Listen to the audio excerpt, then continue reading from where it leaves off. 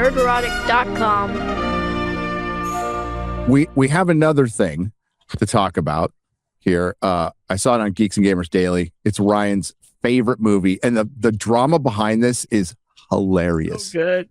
It is everything about this I love. So it's Children of Blood and Bone, which was originally with Lucasfilm, and Kathleen Kennedy couldn't get it made or whatever, so the rights reverted to Paramount. Correct, Ryan? I don't know if they reverted or whatever, but yes, Paramount is the one that made this movie a couple, like 2 years ago or whatever. They're the ones that made it. Lucasfilm wanted to desperately do it. It was going to be their first kind of non-Star Wars, non-Indiana Jones production. They wanted to do the all-black Children of Blood and Bone. By the way, this is a story that was written in 2017. The author of this was inspired by the BLM movement after she saw black people getting murdered in the streets. Apparently didn't bother her for decades and decades when black people killed black people in the streets. But when a couple cops were accused of it, then that was when it was an issue. So she wrote this as a response to that, as a way to protect black people and celebrate black people in the aftermath of BLM. That's what Lucasfilm wanted to be in, and even they couldn't find a way to make this work. No. Is the author black? Yes, she is. Oh, yes. Yeah. Yes, she is. Quite. That's a big part of the story. If she wasn't. No. I wouldn't surprise me if she wasn't, because we've got this whole, white guilt thing that. But here we go. Not here. Oh, it's Amandla Stenberg. Yeah, she's back. She's like the main character, I believe. Back. Was that rap? Yes. Sure. It's Wakanda music. You must not be afraid. Reminds me of the Odyssey. Damn. Oh, no. Look at those caterpillars. Whoa. What have you done?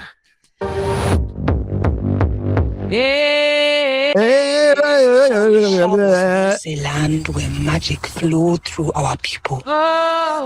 You were born Was that with a purple gift water? greater than you knew. Or was it red water? So pause it. To me, the trailer gives me vibes of Black Panther. Yes. It's recent. Yeah. Mm-hmm. It also gives me vibes of kind of like Last Airbender stuff in some Yes. ways, even though I'm not a Last Airbender guy. But that's kind of when the first time I saw that, I said, "Is that purple drank?" It just slipped out. That's where we get it. That is where it comes from. Was that a Chiwetel Ejiofor? You were was. born Yes, with a yes. gift greater than you know. But those who feared I our love him. power took it away from us. Wait, is that So, in response to BLM, she decided to make a movie where they put them in chains. is that Black 007? Well, it's also black on black crime. I just want to point that out. It is so- Lashana Lynch, yes. Yes, it is. That is Lasagna Lynch. What an unfortunate. Viola Davis, Lashana Lynch, Idris Elba, Damson Idris, Amandla Stenberg. The same Name a Lasagna, black actor. They're probably Very few big black actors. Like every single black actor possible. the same Lasagna Lynch who was 007 Yeah. in No Time to Die, by the way. Right. Yes.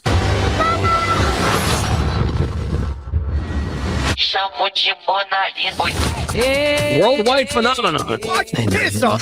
Never heard of it once. Never heard of this book. Never heard of it. I can't believe the white Mormon in Australia never read Children of Blood and Bone. I'm shocked. The American black author. He just pulls down his green screen. There's just all the merch. Yeah. There are a lot of things that are it's like not mega Twilight. popular that you never. You guys ever come across as like a YouTuber with 100 billion subscribers? Like, I've never heard of this person. Yes. What the fuck? So, yeah, but it is funny to be like worldwide phenomenon. I'm like, what the fuck is this? It also So is it's, interesting that they've tried to market it so heavily that it's like this worldwide phenomenon when it's only sold 3 million copies of the book, which I mean isn't anything to scoff at, but this has been in development for like several years now. So they greenlit this when it had only sold maybe like 1 million copies. Yeah. They were like, black, get it. Yep. It's Buy the being rights, quick. it's being gassed up a little bit. Okay. And yeah, we'll get into it later.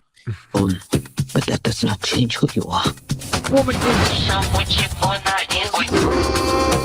Magic Magic. is a festering disease. Magic. Heed my words. You are the future king. What if that is not the kind of king I want to be? How would they make the trailer flooring? Yeah, like this actually, in terms of story, this looks like some of the most generic fantasy slop ever. It's like Yeah, it does seem Matt- like very like checkboxy kind of like, okay, he's Well, no, there's no diversity in this movie, and there's no Asian representation. It's just the box. I am looking out for my Asian brothers and sisters out there. At least in Doomsday, it tried to set up some kind of stakes as if there's something coming, we're going to have to defend the universe or whatever. In this, they've just gone, magic. There's magic. Did you know that I don't like magic? But there is magic, though. The Well, they magic. They know can't nothing show about the off movie. a larger size and scale because you don't give a fuck about any of these characters. So what do I care if the universe is about to implode? Go for it. Pfft, beats me. There's no way I don't that this care. is going to do well in China. No, not the slightest. They can't shrink all the characters. We'll try. It's just the background of the beach. That's it. Yeah.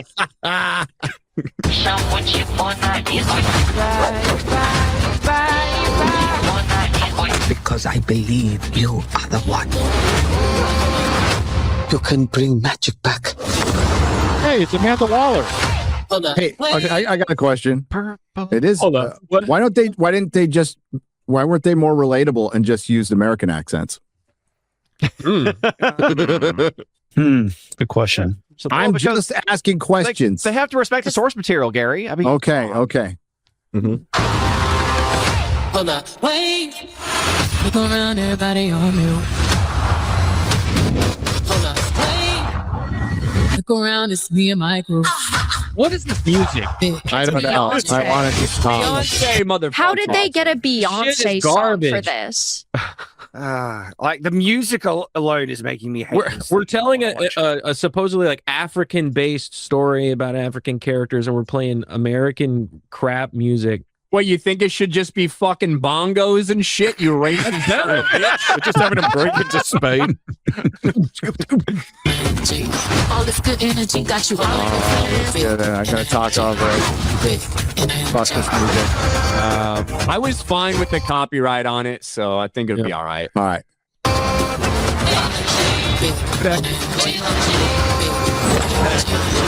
Hold up. They're looking to you to lead them. All this good energy got you all in your feelings. Big energy. Let us up. Big energy. Oh yeah, Cynthia Cynthia Erivo. Erivo, yeah. Big energy. The trailer just goes on and on. CG. Is this thing ever gonna end? At least stuff's happening now. Like, if it was 2 minutes. Yeah, I mean, But it's also disconnected. Targaryens like, fighting in this because that's what I thought I just saw. Yeah, that's what I was thinking too. Yeah. Those would be Valarians. You fucking noobs. Jesus. Yeah. You're gonna make fun of the racist shit. At least do it right. The gods abandoned us. Oh, my child. They were waiting for you.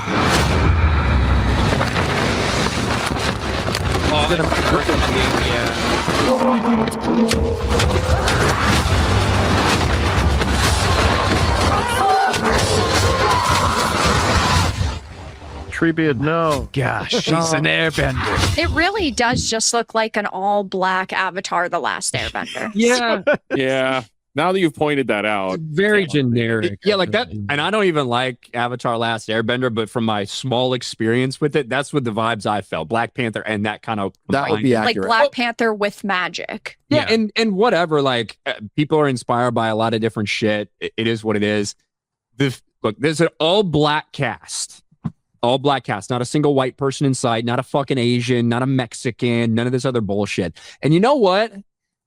I'm okay with that. I think that it's okay to take an all black story, adapt it. A black author writes an all black story that is adapted for black people and it's an all black cast. It's perfectly fine. You know what? Let us do that for white people. There should be no problem when we have a white author who wrote a European centric story in which there's no other characters other than white and you're able to cast appropriate people. Same thing with Asian shit. The problem is the double standard and the hypocrisy. That's what people are calling out when it comes to this, because there's no way you clearly can't make an all-white historical epic. You can't even make all-white historical shit anymore. You got to race swap real fucking people sometimes now in some of these things. Hamilton. So, yeah. Well, I blame Hamilton. But in principle, I'm good with this.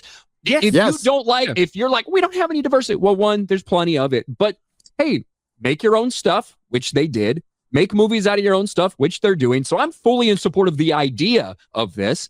I don't particularly think it's going to be good. I think it's going to be really bad. But in principle, I'd rather they do this instead of fucking bend over, pillage, and rape some of the things that we've loved for years and years and years. Unfortunately, they're not going to stop doing that. They're just going to do both. Because when this fails, they realize they need popular things, oftentimes written by white people for white people, to actually get any attention. What do you want to bet? Shortcut method. They're trying to get there quick. That's why they have to take over the popular, already established franchises, race swap, and then, oh, look how successful it is. It must be because of the diversity. It's like, no. It's because of the IP that you're now a part of. Look at what Woman King did.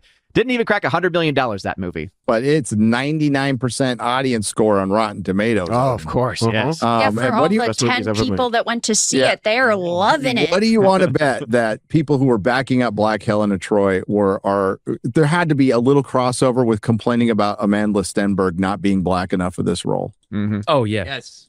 Yeah. So that's the other thing. It is not just that this movie is coming out. There's a fuck ton of drama behind the scenes because when it was revealed that Amanda Stenberg had been cast for this, just in the same way we saw when Aaron Pierre was mentioned, I think, potentially for Black Panther, whatever, you had black people probably waking up at around, 1 in the afternoon. I'm not going to say waking up early to do this, but, crawling out of bed at 1:30 in the afternoon and like, what the fuck? She ain't black enough, because the character in the book is described as extremely dark skinned. Amanda Stenberg is halvesies, I believe. And so there were people like, she's not black enough for this. You're taking jobs away from dark skinned actors. I agree with her. Them. So there was a whole backlash to it, in which she then invoked the name of the author, Tomi Adeyemi, or whatever her name is, Tony Adeyemi. I don't know how to pronounce her name, but invoked the name of the author and said, oh, when she saw my performance as Rouge, she hugged me and she loved everything I did. She said, I'm the right person for this role. So she invoked the author's name. The author then came out on Instagram after that and showed that she had messaged Amandla and said, don't message me, don't talk to me, and keep my name out of your mouth. Don't ever invoke my name again. Blocked her, and then went on to say, I've hated everything about this entire production. Oh, she made a video. That was, months ago. And now, just a few days ago, when this trailer came out, my guess is because so many people were tagging her and saying, this is awesome, congratulations. She made a video basically saying that she's been traumatized by this whole thing. She hates everything about this production, that people are being nasty behind the scenes, and that she came back and has been going through trauma. Didn't get into any specifics about what it is. And that might be because there's some sort of non-disparagement clause, or who knows why. But she was like, I don't want to hear anything about this movie ever again. It has nothing to do with me. She was also trying to play the victim, though, clearly, because she said that it's like the worst thing that she's ever had to live through. And she was traumatized by this experience. I mean, my God. It seems a bit drama farmy to me. Well, that's what the book was written. That's the basis of the book, was written during BLM and drama farming. That is what the book is. So what a surprise that the author of this book is still drama farming. Well, let's see the video.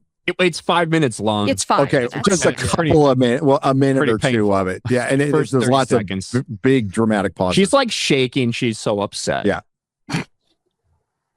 I'm going to post this, so ideally I won't have to talk about this anymore.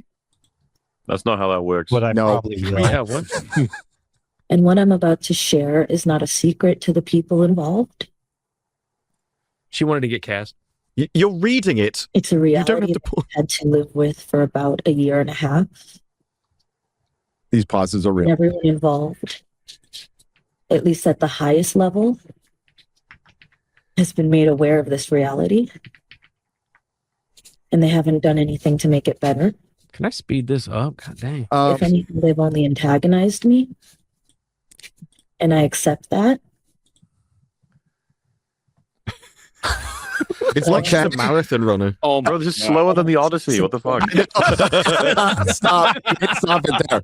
So, correct me if I'm wrong, Ryan. The rundown is she doesn't really get into specifics. She had a horrible experience, and she was involved in the production at first, but she co-wrote the screenplay. She was heavily involved with this. Heavily involved. She got paid. and then probably figured out that Hollywood is a shitty place to be. But I'm also guessing she's a very sensitive person, right? And the limelight and the big time, probably she's not probably cut out for it.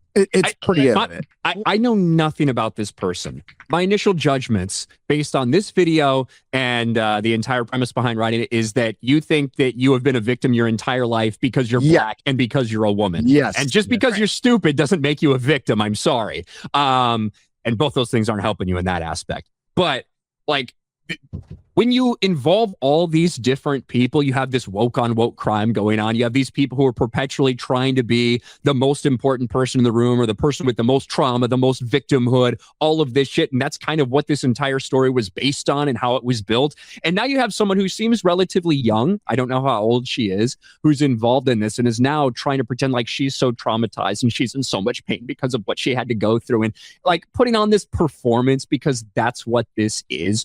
It's just pathetic. And I, for one, all I can say is we should have been focused on black violence for a long time, okay? And now we've got some of it coming up behind the scenes for all these black people that want to make your black story with your black author and your black actors, and no one's getting along and everyone's fighting. Who could have possibly seen that coming? And it's being released in January. Not even February. Wow.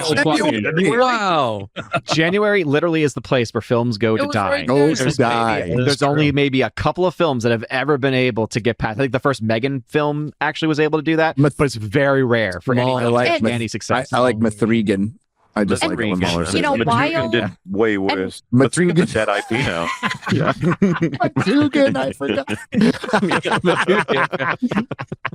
And the thing is with this author is that while she's trying to speed run getting first place in the, trauma Olympics or the victim Olympics, she is the reason why all of this happened, obviously, but she had preemptively sold the rights before the book was even published. She had sold the film rights. So she gave it up before she even sold a single copy. Well, that goes to show you that, like, the industry needed that book to be a success. They gassed it up before it was released. What Ryan was talking about, they did want to adapt this stuff. It just wasn't out there. There wasn't enough of it out there. George R. R. Martin, which I was going to bring up earlier, has done his share of bringing people in, horrible people into publishing. So the state of publishing, you can thank George R. R. Martin for a lot of the state of fantasy publishing, right? Thanks, George. And how did he get thanked? He brought all of these people in. He mispronounces a couple of names at a Comic-Con, and all of a sudden everybody starts calling him a racist and a sexist. That's fucking funny. That's the game. That's the game. To a nicer guy. Nerderotic.com. Please subscribe.